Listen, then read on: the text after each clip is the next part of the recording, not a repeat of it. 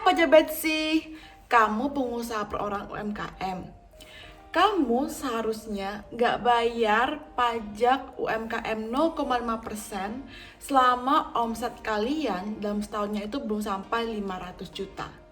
Tapi karena kalian nggak tahu atau gimana gitu, kalian udah terlanjur bayar pajaknya meskipun omset kalian masih di bawah 500 juta.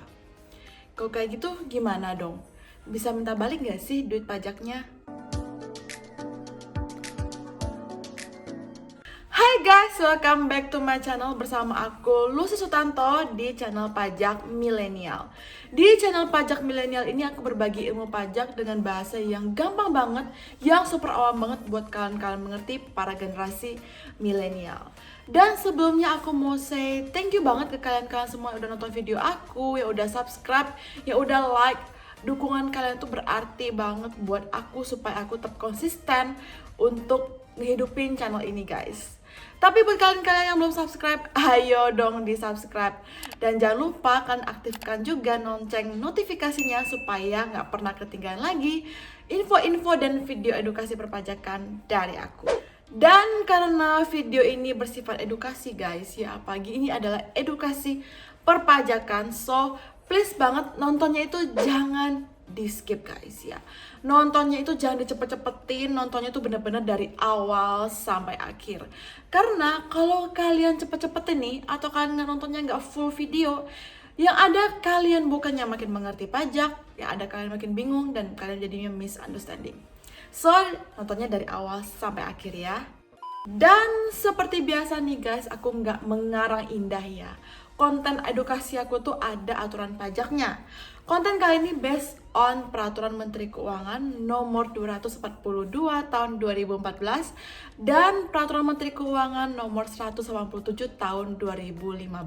Seperti yang udah pernah aku bahas sebelumnya guys di video yang ini.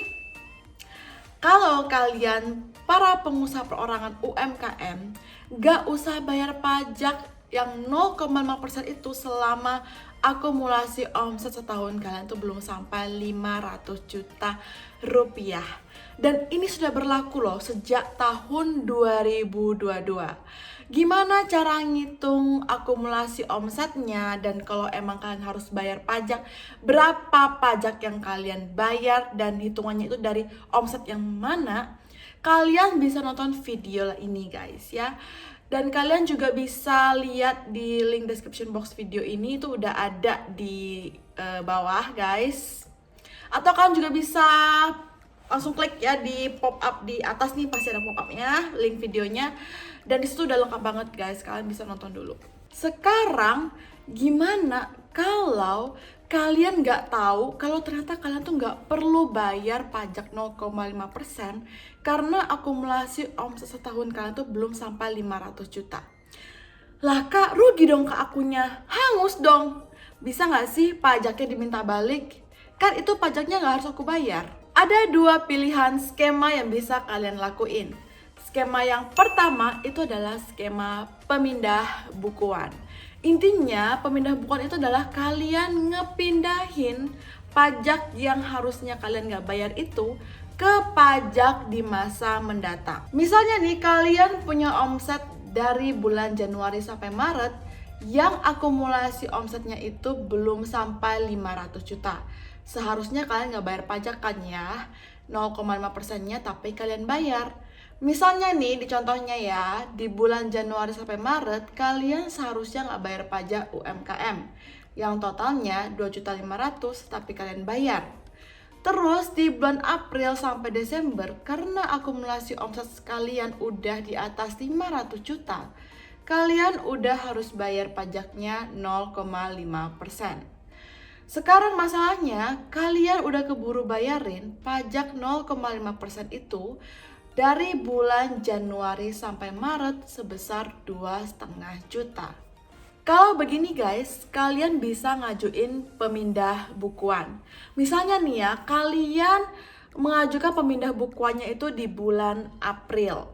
Dan kalian udah tahu nih ya, kira-kira di bulan Juni misalnya, itu omset kalian bakal tinggi dan pajaknya pasti lebih tinggi juga ya, karena omsetnya kan lebih tinggi.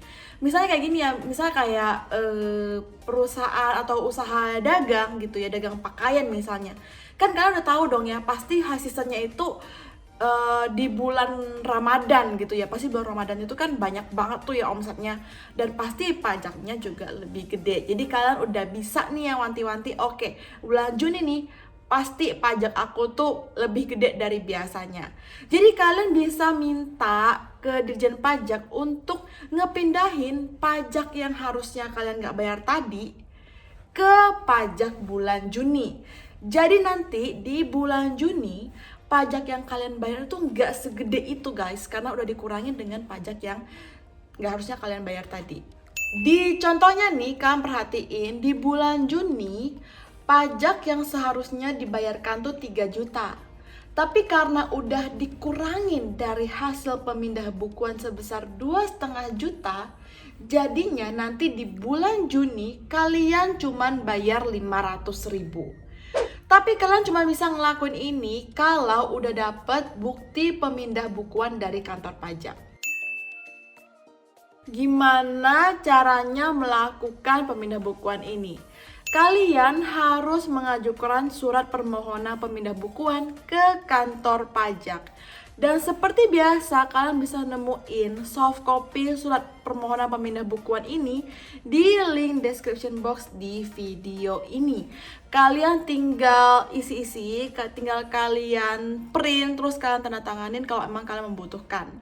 Dan kalian juga jangan lupa melampirkan bukti-bukti pendukung yang membuktikan bahwa memang kalian itu salah bayar pajak dan mau pajaknya dipindahkan ke pajak yang akan datang. Bukti-buktinya itu bisa berupa fotokopi bukti bayar pajak kalian. Misalnya kalian itu bayar pajaknya itu lewat ATM, berarti kalian melampirkan fotokopi struk ATM. Atau kalian bayar pajaknya itu lewat marketplace, ya berarti kalian print aja itu bukti bayar dari screenshot dari handphone kalian. Dan buktinya juga bisa berupa fotokopi rekening koran ya dari bulan Januari sampai Maret, yang seperti dicontoh, kalau misalnya dicontoh nih ya dari bulan Januari sampai Maret, yang membuktikan bahwa akumulasi omset kalian itu belum sampai 500 juta, yang kelihatan dari uang masuk di rekening koran kalian tuh nggak sampai 500 juta. Dan orang pajak tuh juga bisa minta dokumen-dokumen lainnya kalau emang diperlukan, nggak cuma saklek itu doang ya. Kadang-kadang orang pajak juga butuh diyakinkan lebih, ya pasti dia minta dokumen-dokumen atau keterangan-keterangan yang lebih juga gitu guys ya. Jadi kalau misalnya itu semua udah kelar ya, udah selesai, udah lengkap, kalian bisa bawa surat permohonan pemindah bukuan itu plus dengan bukti-buktinya ke kantor pajak. Kalian juga bisa ngirim lewat pos atau ekspedisi. Skema yang kedua, skema pengembalian pajak yang seharusnya tidak terhutang. Kalau skema yang kedua ini, skema pengembalian pajak yang seharusnya tidak terhutang ini, kalian minta ke orang pajak atau ke negara lebih tepatnya untuk ngebalikin duit pajak kalian. Caranya, kalian harus bikin surat permohonan pengembalian pajak yang seharusnya tidak terhutang ke kantor pajak tempat kalian terdaftar. Setelah suratnya itu kalian tanda tanganin, kalian juga perlu melampirkan bukti-bukti yang mendukung bahwa kalian itu layak mendapatkan duit pajak kalian balik. Seperti pemindah bukuan yang hampir sama aja, kalian itu perlu melampirkan bukti-bukti seperti fotokopi bukti bayar, terus fotokopi rekening koran yang membuktikan bahwa omset kalian itu belum sampai 500 juta. Dan juga kalian perlu bikin di Excel gitu ya, bikin rekapitulasi omset kalian. Kalian bisa cek di link description box di video ini untuk soft copy surat permohonan pengembalian pajak yang seharusnya tidak terhutang. Kalau memang permohonan kalian diterima, maka Dirjen Pajak akan mengeluarkan surat ketetapan pajak lebih bayar atau SKPLB.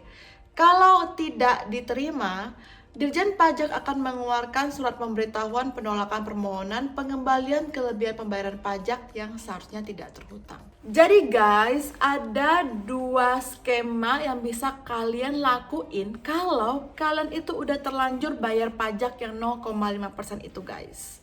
Tapi ini saran pribadi aku aja ya guys. Kalau memang keadaan kalian itu memungkinkan kalian melakukan skema yang pertama, yang pemindah bukuan, udah kalian pilih opsi itu aja guys.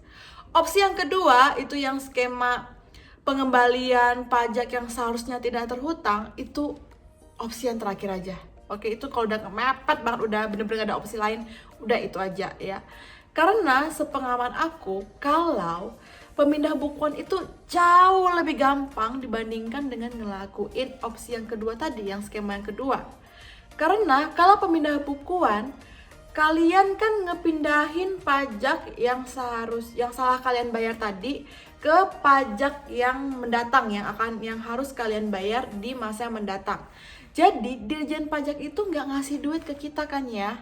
Ya nggak sih, bener kan ya?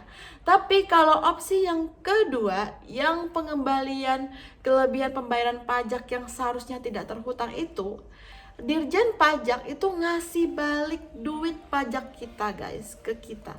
Nah sekarang nih ya, kalau misalnya kita aja mau minta duit ke teman kita yang ngutang aja kayak susah banget gak sih? Apalagi kita mau minta duit kita ke negara gitu ya, yang pastinya itu nggak cepat dan prosesnya jauh lebih lebih kompleks dan harus butuh ya usaha lebih lah kayak gitu. Oke guys, sekian share dari aku. Thank you so much for watching. Kalau memang kalian ngerasa masih ada yang perlu ditanyain, kalian bisa komen di video ini, atau kalian bisa DM aku atau direct message aku di Instagram aku @lucy.sutanto kalau memang kalian ngerasa nggak mau pertanyaan kalian dilihat oleh semua orang. Thank you so much for watching guys. Sekali lagi, kalau kalian merasa video ini membawa manfaat buat kalian, ayo dong share juga ke teman-teman kalian, biar teman-teman kalian juga tahu video-video edukasi perpajakan dan tahu harus ngapain atas perpajakan mereka juga. So, takut pajak? Gak lagi dong ya, salam pajak milenial. Dah.